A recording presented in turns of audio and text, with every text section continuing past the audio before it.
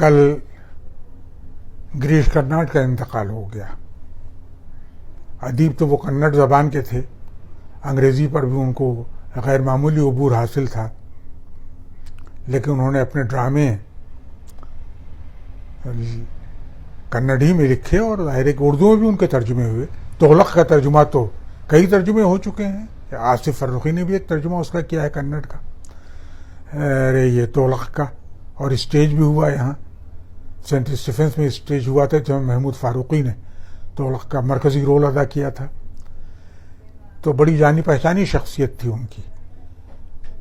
تو ہندوستان میں ظاہر بھائی اتنی زبانیں ہیں، آپ دیکھیں شمال و جنوب میں ملا کر کے 20-22 زبانیں جن کا ترقی یافتہ ہے خاصا ادب.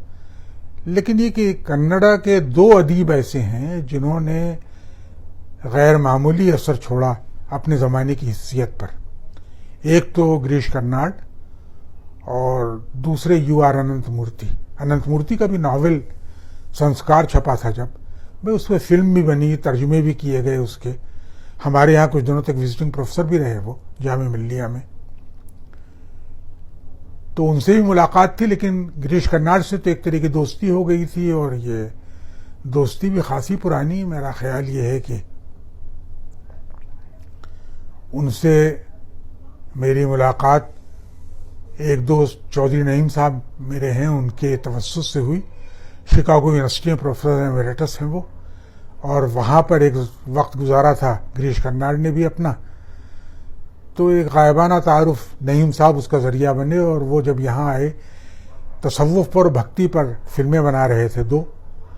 ایک فلم کا نام ہے لیمپ ان انیش اور دوسری کا نام ہے دا ورلڈ ایز اے برج.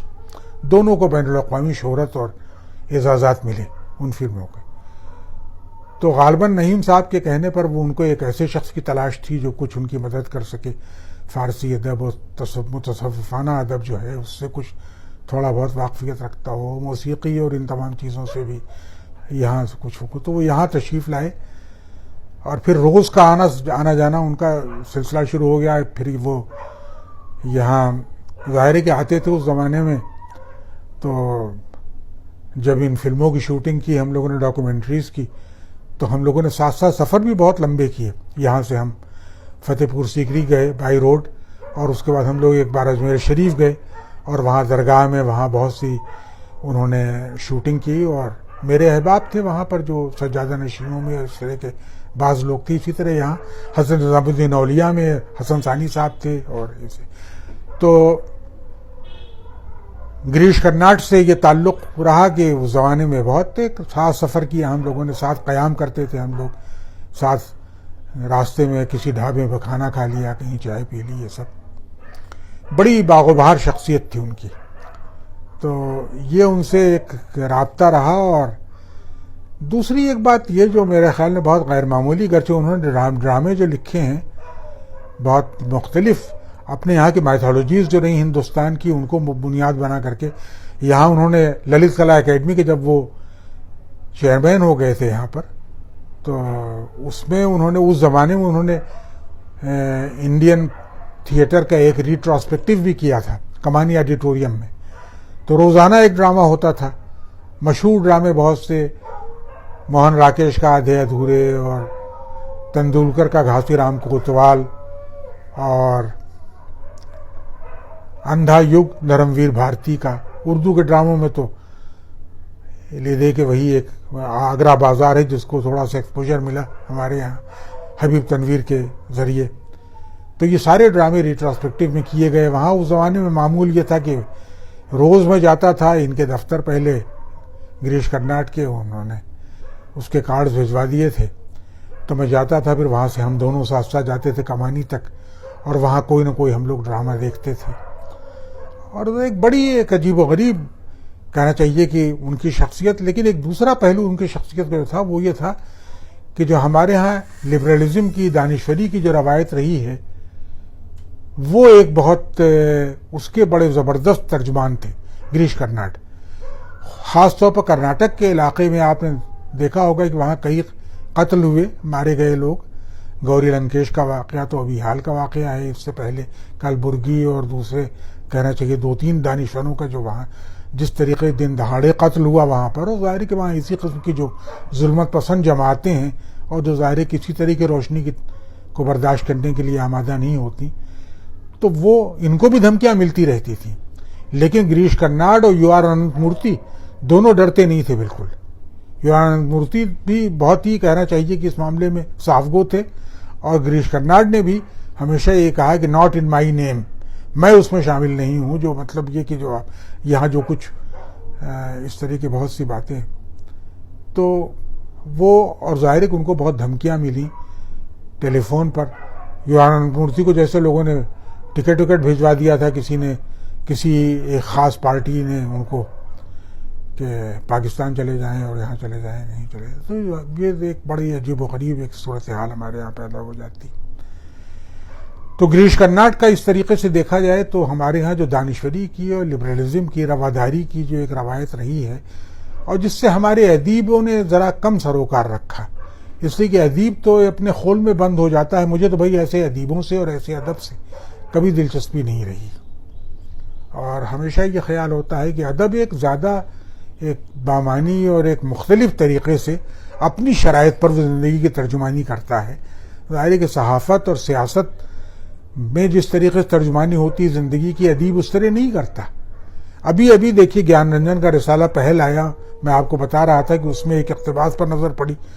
کسی کا ایک قول کسی نے نقل کیا ہے کہ ہمارے زمانے میں جو تہذیب دکھائی دیتی ہے اس کو تو برباد ہونا ہی ہے، اس لیے کہ کیونکہ یہ اپنے شاعروں کی باتیں نہیں سنتی، یہ اپنے سیاستدانوں کی باتیں سنتی ہے. اور سیاستدانوں کا جو عالم ہے آپ دیکھ رہے ہیں، جو زوال آپ کو زبان کا اور بیان کا اور جو سوچنے کا فکر کا جو زوال آپ کو دکھائی دیتا ہے، ظاہر ہے کہ ہمارے زمانے سے پہلے تو کبھی یہ نظر آیا نہیں. تو ایسی صورت میں گریش کرناڈ کا اٹھ جانا ہمارے ہندوستان کے معاشرے کے لیے، ہندوستان کی ویسے اس معاشرے کے لیے، ادبی معاشرے کے لیے جو رواداری کا اور بے تعصبی کا، روشن خیالی کا ترجمان تھا اور ایک نام لیوا تھا، ایک بہت بڑا نقصان ہے. اور ظاہر ہے کہ بہت ایک زمانے میں جب وہ فلم یہاں بنا رہے تھے تو مجھ سے انہوں نے کہا کہ بھئی میں کسی زندہ صوفی سے ملنا چاہتا ہوں. تو ترکمان گیٹ پر خانقاہ شاہ ابو الخیر آپ نے دیکھا، اور رضیہ سلطانہ کی جہاں قبر ہے اس کی جس گلی میں، اس سے پہلے وہیں پر ہے وہ خانقاہ شاہ ابو الخیر. اور اس کے جو کہنا چاہیے سربراہ تھے زید ابو الحسن فاروقی صاحب، حضرت مجدد الفسانی کی اولاد میں تھے وہ، اور وہ اس زمانے میں زندہ تھے اس وقت. تو ہم گئے صاحب ان کے پاس اور میں نے تعارف کرایا ان کا گریش کرناڈ کا. تو اب وہ بھی بزرگ، بڑے روشن ضمیر بزرگ تھے. انہوں نے فوراً، میں نے کہا صاحب یہ بہت پڑھے لکھے آدمی ہے، فلسفہ پڑھا چکے ہیں انگلستان میں، اور ظاہر ہے کہ بہت ایک عالم فاضل آدمی ہیں، تو یہ چاہتے تھے آپ سے ملنا. تو انہوں نے کہا اگر آپ تصویریں لینا چاہتے ہیں تو لے لیجیے. پتہ نہیں انہوں نے کبھی ان کی کوئی فلم دیکھی تھی. بعض فلمیں تو ان کی بہت مشہور ہیں نا، کیا نام تھا اس کا، میتھن، کیا نام تھا، میتھن، جو ایک فلم یہاں پر بنائی تھی انہوں نے، یہ گجرات میں دودھ کا ایک جو وہ ہوتا ہے پورا، اور تو کاروبار اس پر ایک بڑی زبردست فلم تھی جس کو بڑی شہرت ملی تھی. تو وہ تو اس سے تو بطور ایکٹر تو مشہور تھے. بہرحال یہاں ایک ظاہر ہے کہ آرٹ فلموں میں انہوں نے بہت عمدہ کام کیا، اور گریش کرناڈ نے، اور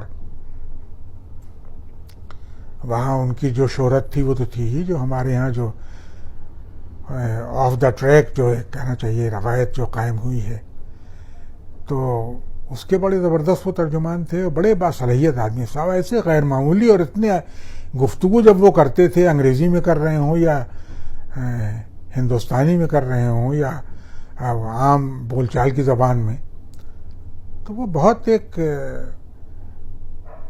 غیر معمولی شخصیت رکھنے والے. ہمارے زمانے کے ادیبوں میں یو آر اننت مورتی اور گریش کرناڈ جیسے ہمارے یہاں شخصیت تھے. بھائی نامور سنگھ تھے، اور یہاں بعض لوگوں نے دیکھا آپ نے اشوک واجپئی ہیں، جو ایک رواداری کی جو ایک روایت ملتی ہے ہمارے یہاں غیر معمولی. تو گرچہ بعض لوگوں کی زندگی میں تو دھوپ چھاؤں آتی رہی. نامور سنگھ کے ہاں بھی یہ ہوا کہ کبھی اندھیرا ہے کبھی اجالا ہے, لیکن گریش کرناڈ اپنی روش پر ہمیشہ قائم رہے.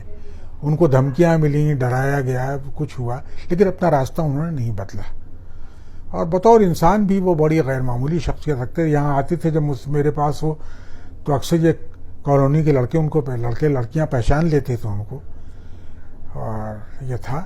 لیکن یہ کہ وہ ان میں کیا کوئی غرہ نہیں تھا اپنے مشہور ہونے کا, ممتاز ہونے کا, اور اپنی شخصیت کا یا اپنے فن کا کوئی کسی قسم کا کوئی غرور ان کو نہیں.